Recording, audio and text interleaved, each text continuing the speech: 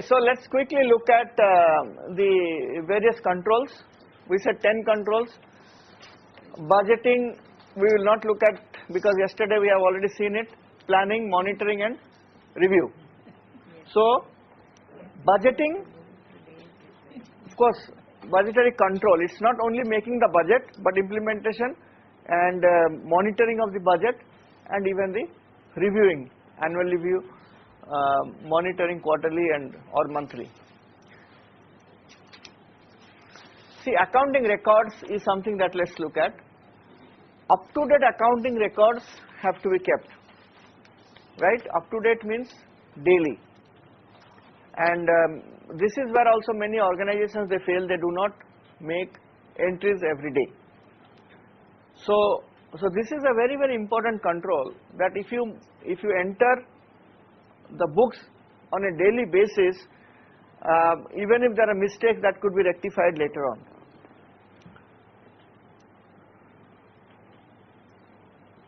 And the summaries of the accounts to be presented to governing board, treasurer and all that what she was mentioning is a very important practice, so that at least you prepare that sort of a summary. Of course, audit is very important. If the auditors have given some recommendations, that needs to be followed up, and you should ask the auditors to give recommendations. Sometimes the management letters, they are not mandatorily issued by the auditor, but the organization can ask for the management letter, and then the recommendations need to be sincerely followed up.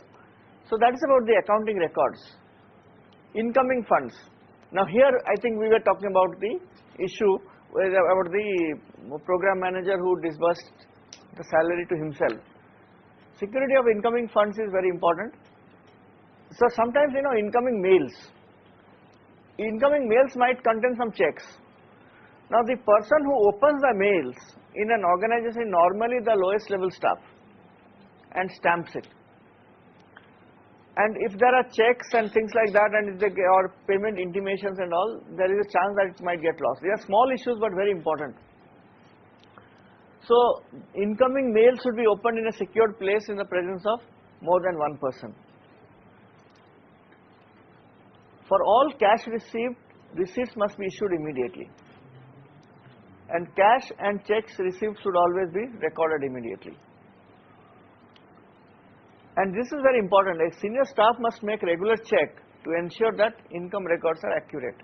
So there should be a periodic check by someone other than the person who maintains it, to see that there are income records are properly kept. Expenditure controls, authorization is very important.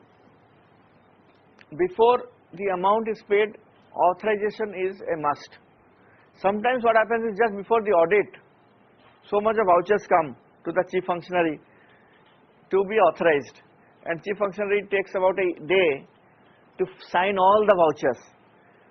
So what does that signify? The payment processes have not been followed during the year, or at least verbally followed but not formally followed.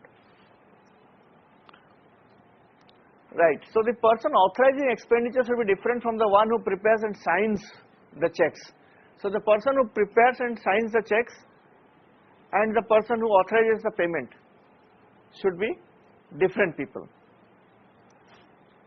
But I mean, how is that always feasible, especially in a smaller organization? But at least the person who maintains the book should not be the person who should be authorizing the payment. Right. So one can always look at different exceptions.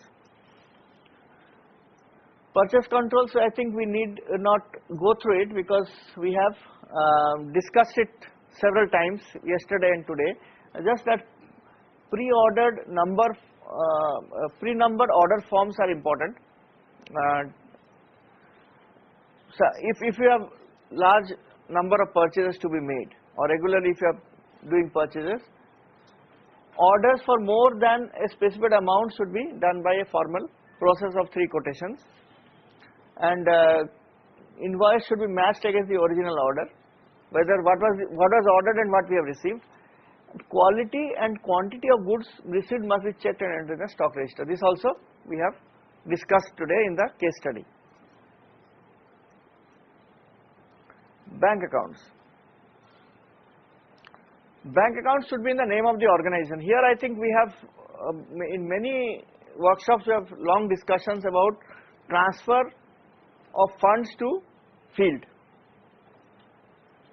When we transfer funds to the field, sometimes it is transferred to the bank account of the staff, right? So that is a practice that needs to be stopped. Program funds should not hit any staff's personal bank account. The arrangement for signatories should be clearly decided based on practical requirement. This we have also seen about double signature and all that. If finance officer is involved in preparation of checks, he should not be a signatory.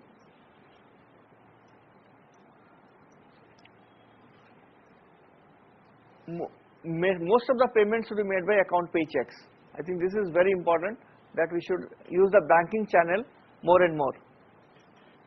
Blank checks should never be signed, because if you sign a blank check, there is a huge lapse in the internal controls. Money receipts should be deposited in the bank as often as practical. This of course we have also discussed about. Large cash should not be retained in office during weekend and holiday. Sometimes on Friday 50,000 rupees cash withdrawal check will come, and then one needs to be careful what will you do during the weekend, and security of the cash is important. Reconciliation also we have seen that monthly or quarterly? Monthly, every month. Unused check leaves should be kept in safe custody. Now this is also another problem that we open bank accounts over a period of time. There are many inoperative bank accounts lying all over the place. So if there are certain bank accounts which are not being used, it's better to close those bank accounts rather than keeping them idle. Now let us look at some of the cash transactions. Cash of course must be held in a secured place within the organization. Insurance cover must be taken for cash. So cash in transit and even cash in the premises. If somebody is having cash in transit insurance, that is much easier, because I know some organizations who lost cash, and then because they had the insurance they could get the money back from the insurance company.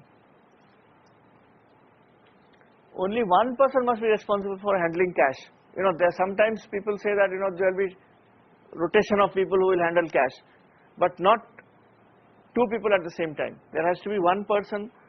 Clear trail must be kept and it should be transferred to given to the next person. The cashier should be different from the person dealing with the accounting record. All cash receipts and payments must be recorded in the cash book as soon as possible. Pre-numbered receipts for issuing money receipts. First copy issued to the person paying cash. The second copy is written in the organization for accounting records. And it should not be perforated, it should be carbon copies. Because perforation, what is the problem? You can write one thing on this and another amount on the counterfoil. Large and unusual payments should be authorized by a senior person. The limit must be set. Senior staff must make periodical physical verification of cash. So vehicle, computers should be limited. Who can use it? All those things need to be clarified. All items should be registered in the name of the organization. This also we have seen. Premises must be kept secured with insurance cover and lock and key and all this. Policy about use of organizational asset by the staff should be in place. What are the assets of the organization which can be used by the staff. Those kind of things can be set. Staff attendance records are also important.